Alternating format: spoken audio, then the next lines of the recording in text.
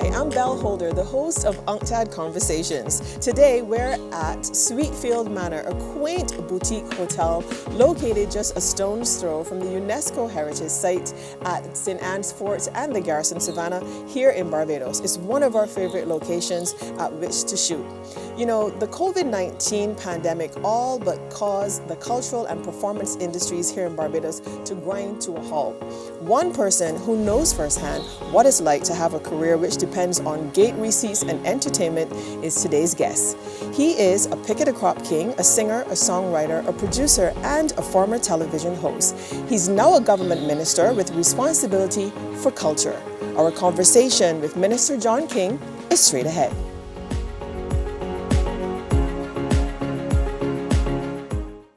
Do you miss it? Do you miss the stage? I would be lying if I said no. Right.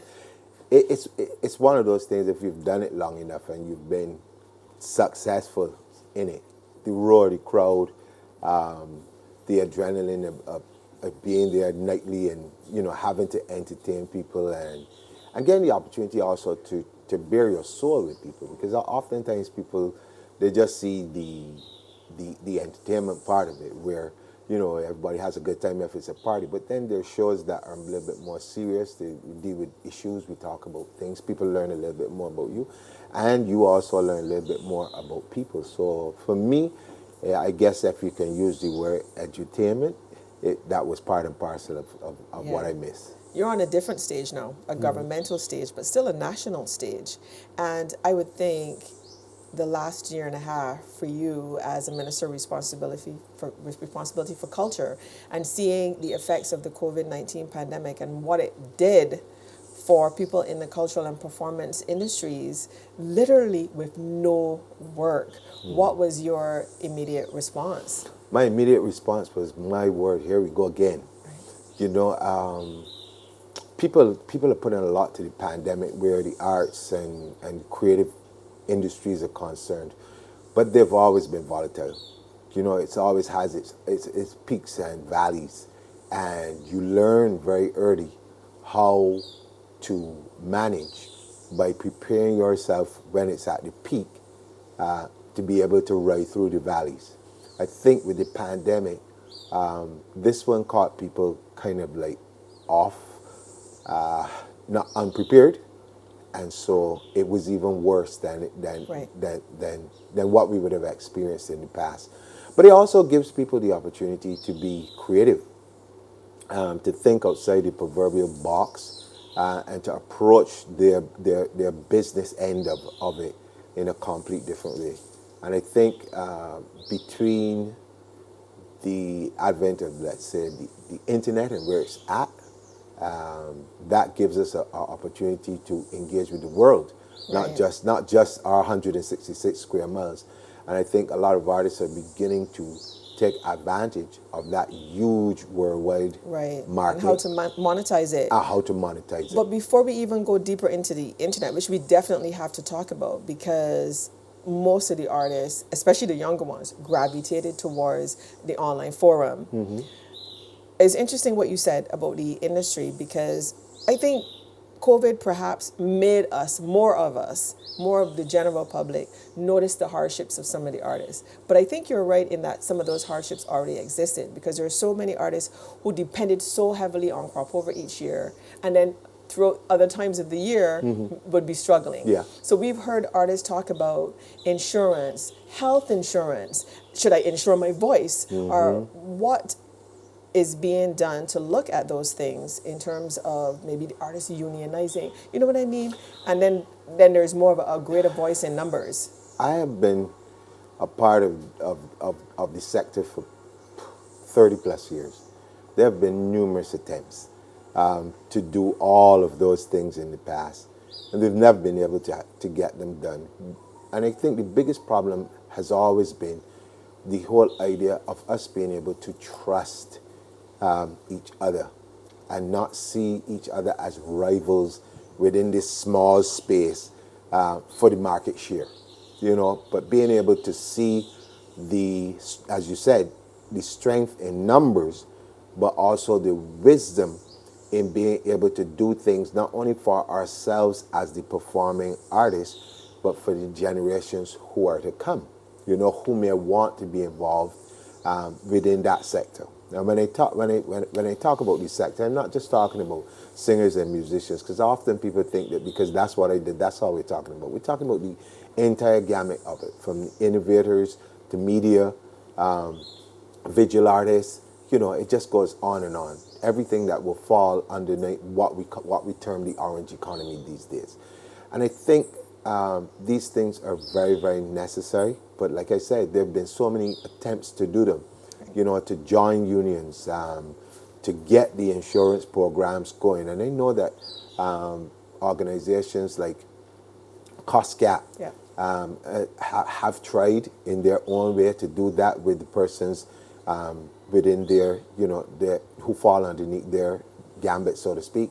I know that various artists themselves have had conversations with like Barbados Workers Union and other people to do that.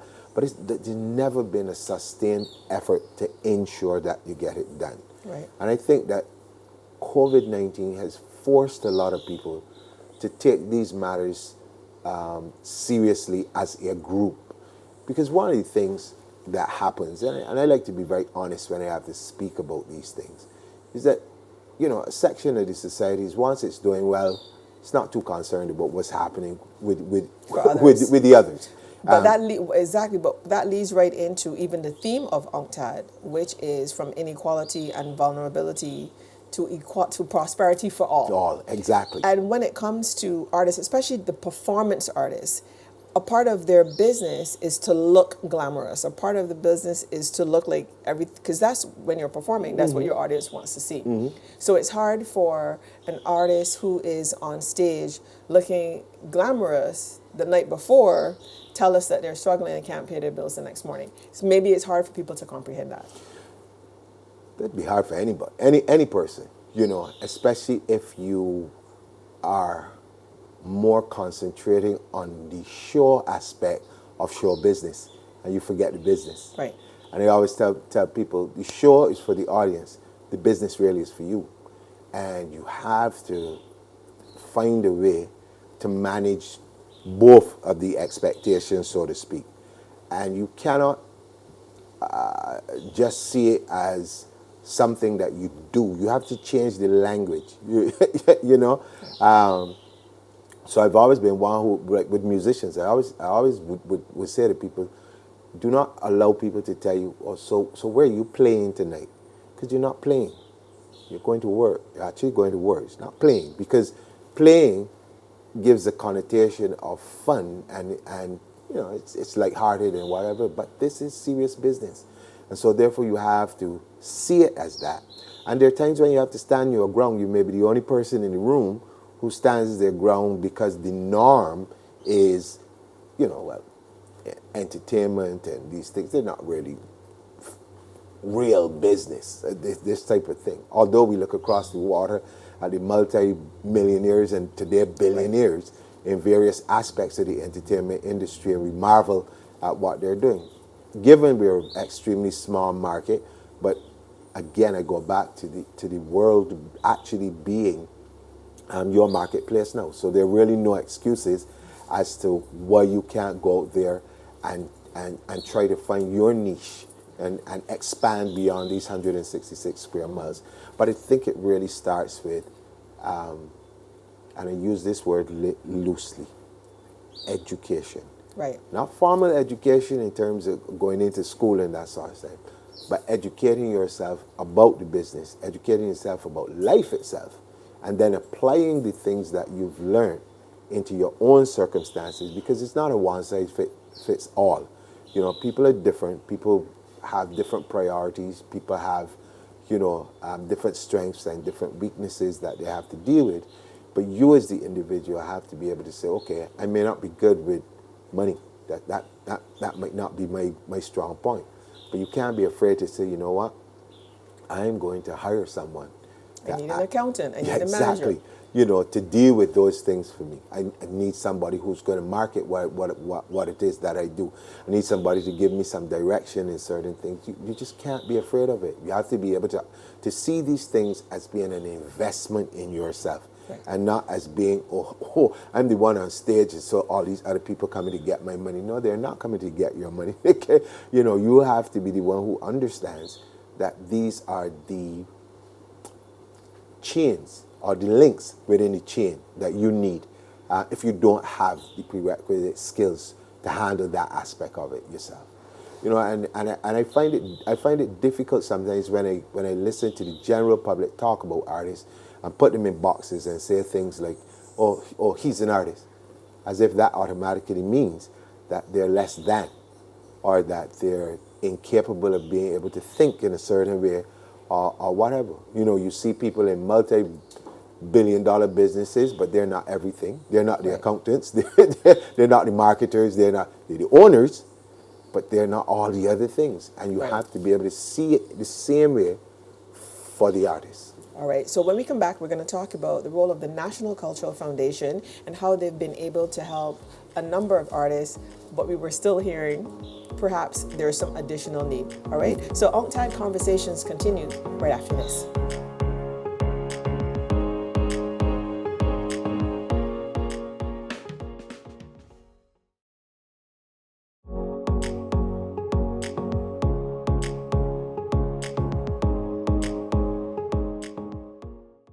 Welcome back to UNCTAD Conversations. I'm talking to Minister John King, who has responsibility for culture. Can you tell us how the NCF came forward during these COVID times? I think they really should be applauded for what they've been able to do and what they continue to do. So one of the first things they did was in the midst of it all, when there was no work happening, everything was like locked down or whatever. It was radio silence. Yeah, there was radio silence, so to speak. They said, okay, you know what, let's see, whilst you have this downtime, what are projects that you can do that you wouldn't have had the time to do it if you were up and running in your regular thing. And a lot of people came forward with some wonderful ideas and stuff, and they got support to do financial support to do the projects that they couldn't do. And then once that was completed, we also had a lot of, I should say, content that was shared with our local television station, CBC, and that has been on air. So you had, as they say, you kill two birds with one stone. Right. You got content, and the artists got something that they themselves can work with, that is theirs. And from them being shown on television, there's advertising in it for everybody. So CBC has content to show, the artist has online content. They also are a little bit more prominent in the minds of Barbadians to see what is really happening on the ground and what people are capable of doing.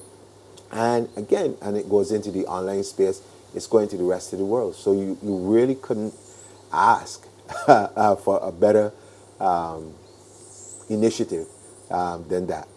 But as you mentioned earlier when we were chatting, there was still some cries in some quarters of not being able to take up that particular offer.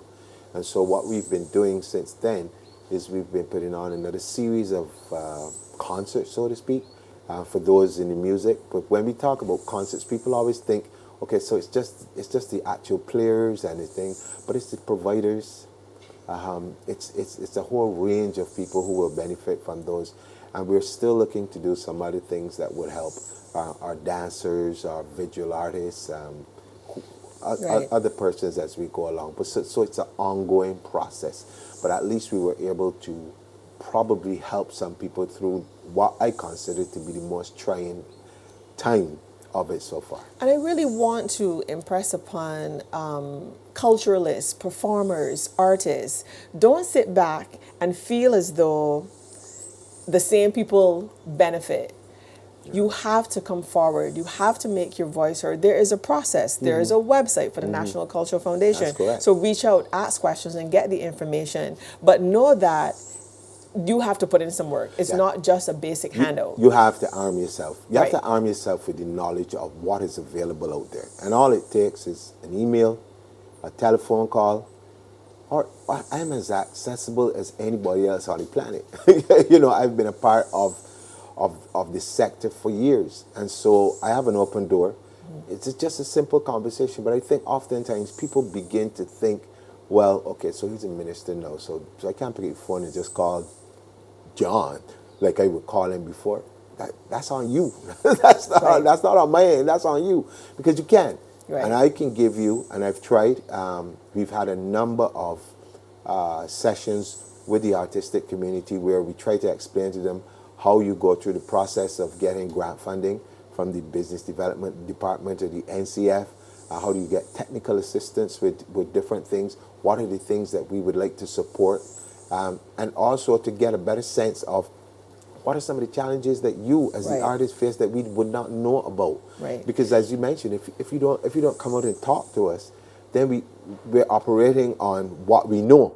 I want to talk about the blow of not being able to stage a crop over festival for 2 years in a row. I think Trinidad was lucky in terms of timing that they were able to have their festival last year. But we have not had crop over now for 2 years in a row. And I know that's millions of dollars lost. And I also want to make sure that people know it's not just artists that lose out by not having a crop over festival. Exactly. If you talk about the wine and spirits industry, that's going to take a hard blow. Food is going to take a hard blow. Travel, a hard blow. Accommodation, hard blow. Rentals in terms of homes, cars, hair, nails, everything. I mean, Yeah. you could it cuts across everything. Yeah. And that's why for years you would hear us talk about the importance of investing in the festival, not just at the governmental level, but at the public sector level, from persons being able to support the bands by buying costumes and simple things like that. Buying arts and craft things, going to a fete, whatever. People just see these things as being, oh, it's just a party, it's just a thing. But it is a business, and there are persons whose sole livelihood stems from that business, from those 8 weeks or 10 weeks, however you want to look at it, of activity. And so it's incumbent upon us, or it's imperative rather, that everyone understands the trickle-down effect that it has and how it influences how some people survive. This has been a major blow for a number of people. And again, we've been trying to help promoters, band leaders, and other persons who are in that category of persons who really look forward to that time to try to help them as much as we can also. But the truth is that we've got to find or use this time to rethink, to re-engineer, and to also improve on what we've been doing for a long time. Right. Because the truth is, Go ahead. But the truth is that sometimes when you're in it, you're just doing it. It becomes like, okay, so if you're a calypsonian, I'm gonna get some music. If you're a producer, I know X amount of sounds are coming. If you're a band leader, I know I got to get my band. I'm trying to get 500 people, 1,000, whatever the number is, and whatever. And we can become very comfortable in the space doing what we do. But things change just a little bit. I think this gives us an opportunity to, as a group, to sit down and look at the festival itself and begin to rethink it, reimagine it, and to see how we can expand on what we do. Again, using the digital space itself and going beyond the diaspora, who usually would have to come home to enjoy these things. We've got to start thinking in terms of, okay, so if people are not flying as much as previously, or people, because once things open back up, people are still going to be a little hesitant. So there's going to be that period where, yes, you're open back up, but your numbers of people flying and these things. We got to be thinking now, how do we reach people where they're at? so that the Eskimo in the middle of wherever must be able to think, oh, this festival in Barbados, I'll go online and watch it, Right. and actually pay to see what it is. And I have virtual tours, and I could be able to, be in a band from where I am. So we have to get our own creatives on the island to start thinking in these ways for us. And what is it we're going to do in terms of the structure of the festival on a whole? Mm-hmm. Are we going to do the same thing? Are we going to just have costume bands coming from this particular point, or are we going to seek to expand and do things island-wide so that there's a lot of activity all over the place? Are we going to involve the communities a lot more than they are being involved at this point in time?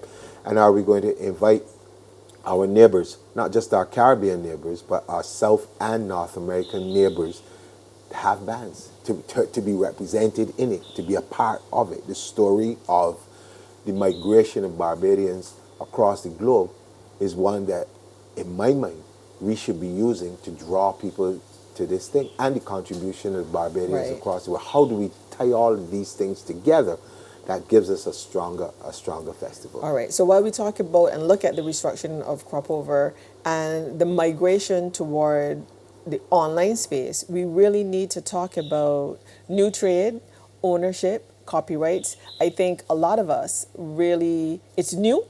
And so we really need to educate our performers about their content and ownership. So we're going to continue this conversation right after this.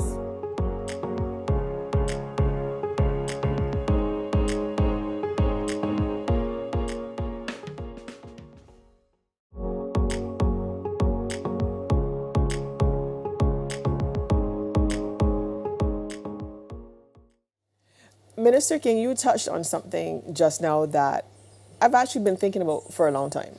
And that is the numbers. We always say there are Barbadians living everywhere in the world. Does the Barbados government have any ideas of the amount of Barbadians living abroad? I think the Ministry of Foreign Affairs will be the best persons to actually give us those numbers. But I mean, I have in my time been hearing numbers sporadically for different parts of the world. So like in the United States, you hear there about 60,000 Barbadians That sounds low to me. It sounds low. Yeah. But I don't know if the numbers include those persons of Barbadian descent, if they're only documented Barbadians living in the place or whatever. But I think this is something which they're working on, and it's very important as we go forward. When we look at, let's say, the entertainment industry in the United States in particular, since the rise of Rihanna, you've been hearing of so many people who are actually coming out of the woodworks and they're saying, but we have roots in Barbados. This person is my great grandmother, and this person is my auntie, and this thing, and those are the things that we need to tap into. To see how we can get that expertise in all the different things, from film to music to business, entrepreneurship, all sorts of things. We've got to be able to tap into all of that. And as we mentioned earlier, this thing that we call the orange economy. So I know that there's so a wide. misperception that the orange economy really just focuses on entertainment. Can you define it for us? I don't know if I can define it because I think it's undefinable. What I can say is that it's constantly growing, and it's very dynamic. So you're talking innovation, you're talking media, you're talking marketing, all of these things fall underneath the orange economy, because here's where you're creating all the time. You're always being creative. So for me, it's a sector that is, if you try to narrow it down to any one or two things, you're doing it a disservice, because it's creativity has no boundaries, and it continues to shift, and it continues to grow all the time. Well, one aspect of the orange economy we mentioned earlier is the online space. So what is being done to make sure that people are educated about ownership, about copyright? Because now you're sending your information, which you own, all over the world. And I know that I might copyright something here in Barbados, but what does that mean for the US, for Canada, for the UK? Well, let me tell you, one of the first things that has been done so far is that we've had a review of our copyright, intellectual property laws, and all of these things. They're going to be coming to Parliament pretty soon for passing. We've upgraded the thing. We looked at what's happening around the world and trying to bring everything in line so that we're there. I think that's the main thing. You have to start there. And once you've done that, then you have to do the educational process, which, again, you've got partners such as COSCAP can help us with that. The NCF will do its part. The Division of Culture will do its part. The ministry responsible for KAIPO, they will do their part. So there has to be a massive PR, if you put it that way, exercise that word thing. I think you missed one. I think it needs to happen in our schools as well. But and it needs to happen, not at tertiary level. No. I feel like our primary school children need to start understanding ownership, because they love the online space. Yeah. So we could start them as young as they start to tap on a telephone and tap on online and on a keyboard, that they should be learning about ownership. I agree with you, and that's the same way I feel about a lot of other things that fall under the orange economy, that it should be compulsory at the primary school level.